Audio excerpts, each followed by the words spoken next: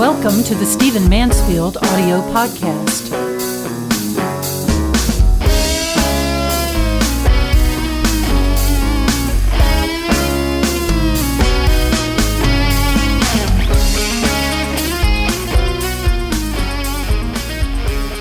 I want to talk to you today about men. I know that's not a very unusual topic for me. I care about men. I write about men. I try to train men. I try to call men out of their cultural morass. I enjoy being with men. I'm just a guy. And the reason I want to talk to you about men is because of an article I've seen this past week in Forbes magazine. There's an article by Rachel Berger. It's finely written, but it posits a theory, an approach to why men are not doing well that just makes me crazy. I think it's silly. I think it's insulting. I think it's historically ignorant. And I think a lot of men are going to believe it, and it's going to do a lot of damage. Let me back up by saying that there was an historian by the name of Frederick Jackson Turner, who was much discussed amongst us historians, and of course long before I was born. His theory was that the frontier shaped American history very much. He was right about that. And also that as America came to the end of the frontier, as we reached California, so to speak, and owned the entire continent, that somehow the country turned back in on itself, that dysfunctions began to happen as we began to turn back in on ourselves, no longer had the frontier, began to live in cities, etc.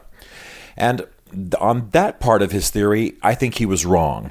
And the reason is, of course, that about the time that we came to the end of the frontier, what historians call the American century began. We didn't go into decline and dysfunction and psychological turmoil and reversals as a country. We thrived because we came to the end of one frontier and then began to sort of settle and attend frontiers of a different kind. Well, in this article in Forbes by Miss Berger, in which basically what she says is this. She says that men are not doing well today because we have ceased living in a world where jobs are essentially manual, that no longer someone have to lift the bale and tote the barge and carry the steel beam and so on. We have machines for all that. And so we live in an information age. We live in a digital society. And that kind of society relies more on expression, on feeling, on nuance, on intuition, on being social. And her point is that men are not those things, that men do best in a society where everything's physical, and men do best in a society where it is purely a matter of the brute and the physical. That's a quote from her article. Brute force and physicality. Well, I have now written a blog, an article countering this article of hers, because I'm concerned that men are going to believe this silliness. Others are going to believe this silliness, and it's going to become an excuse for the kind of weird dysfunctions that we have among men today. I want to say very quickly that one of the points that she makes, even in her title, is that the feminist movement is not to blame for the problems of men today. And I want to say right up front, I could not agree more. Feminists have taken nothing from men. Men have willingly surrendered their roles, have willingly surrendered responsibility, have willingly surrendered, call it what you will, the lead, the being load-bearing in some way, taking responsibility for society. Absolutely. Not all men, but a lot of men, no question about it. The feminist movement was a reaction to that. It wasn't the cause of that. So that lie needs to go away, both and mainly in the minds of men. But it's also true that men are not just guerrillas who, when they no longer have jungles to roam or other simian enemies to fight off, that they can't function, that they curl up in a corner and clutch their bananas and sort of pale away because they don't have anything to hit or kill or maim or charge into. This image of men, what I'm going to start calling the guerrilla theory of men, is insulting. It's historically inaccurate. It is more bigoted than anything I've ever heard a man say about a woman, and it's going to hurt us. Because the reality is a man today can get all of the controlled violence, all of the storming into the wilderness, all of the aggressive male physical pursuits that he needs, but men are more than that. Men are more than just the need for the physical. And it is approaching speaking of men as though they are mindless animals to say that when society moves into a digital age, when society becomes knowledge-based, that somehow men can't function because now we move from a manual labor-based society to a society that requires thought and social skills. It's just silly, and again, a lie, an insulting lie, to say that men don't have those abilities. Now, there's no question that men need to reclaim themselves in this generation. There's no question that men are sinking.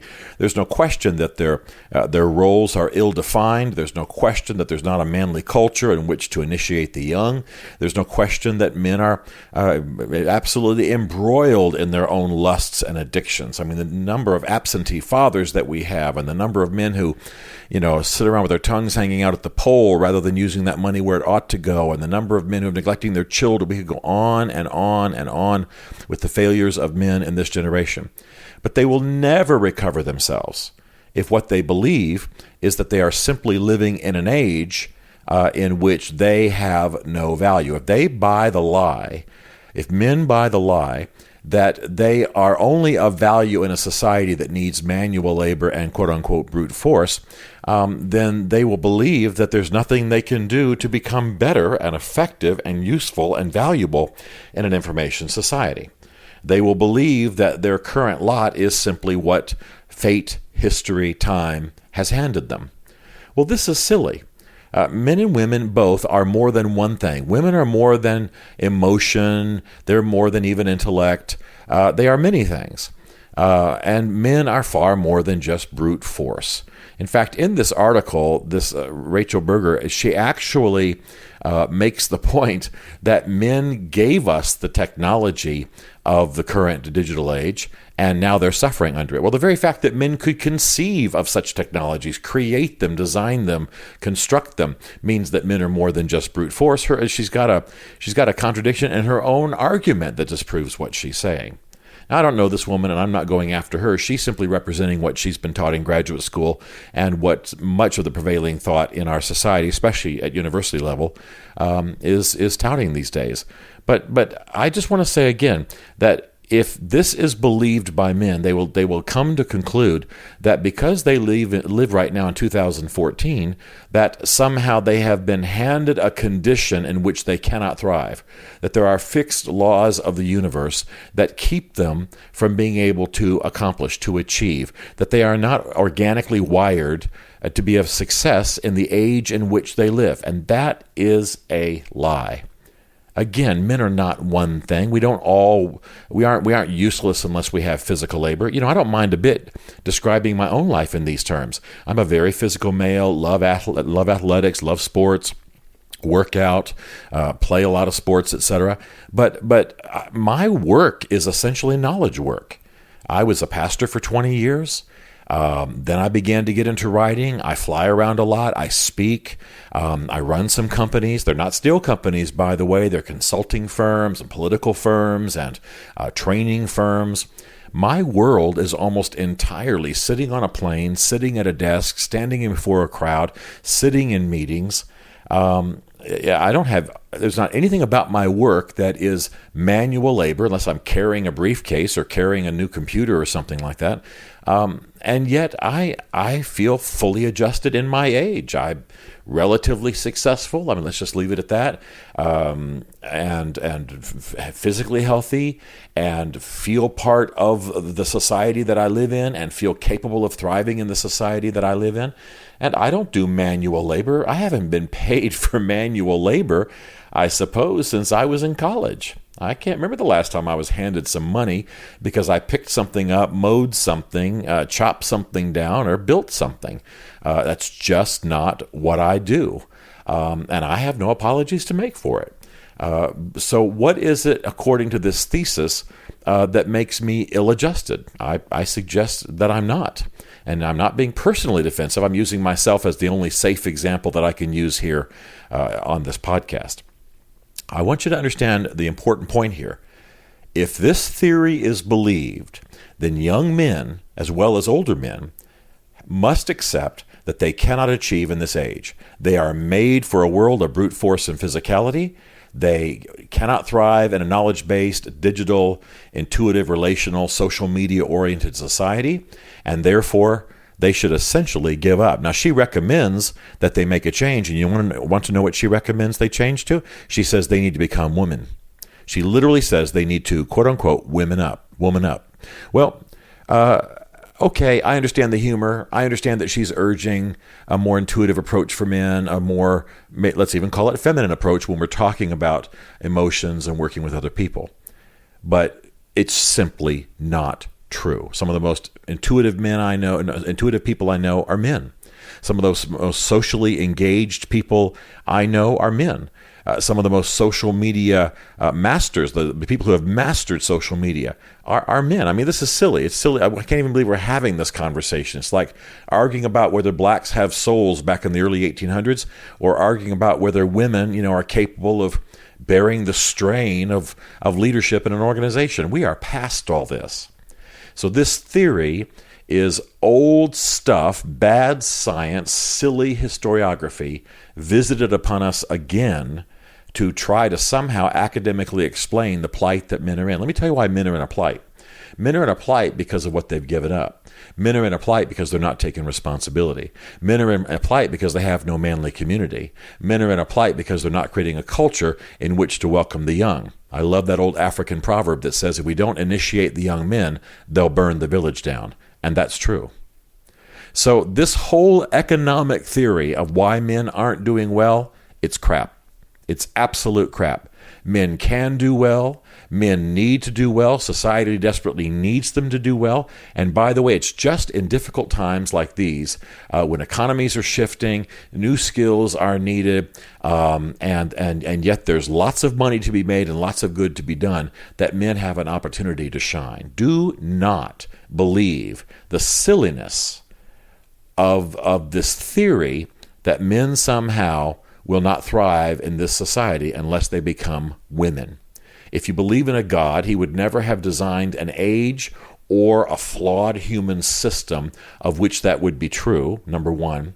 Number two, if you believe that God gives people skills and abilities that they can use not only to profit but to serve others, then this theory cuts across that idea.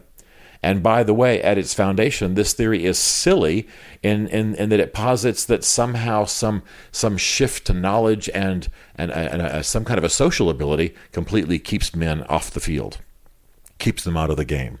You hear a little fire in me because I despise any kind of theory that makes excuses for people's sins and addictions and failure to be what they need to be for those they love and the society that they ought to serve. So we're living in a great age of possibilities. The opportunities for men are greater than ever. All the guy's got to do is go on the racquetball court, kick butt, go out and hunt, go out and play a tough football game or pick-up basketball game. He can get his physical needs met. He can get them met in his own marital bedroom. He can get them met in the way that he engages other men in contests and does things of that nature. Men don't need to sit around and just be gorillas all day. And then he walks into his office, or then he walks into the plant, or then he goes onto the construction site, or whatever it is he does, and he thinks, and he uses his brain, and he executes, and he designs plans, and he rallies other people, men and women, to the cause. That's called leadership. And he works with men and women to make a great society. But he'll never do that if he believes this silly theory. Stephen Mansfield is a New York Times best-selling author and popular speaker who coaches and advises leaders worldwide. To learn more about Stephen, log on to stephenmansfield.tv. The Stephen Mansfield podcast is produced by Isaac Darnell, who also wrote and performed the Rockin' Podcast theme song. This is a Chartwell Literary Group production. Chartwell is ingeniously led by Beverly Darnell Mansfield. As a result, all rights are reserved. For more information, contact us through stephenmansfield.tv.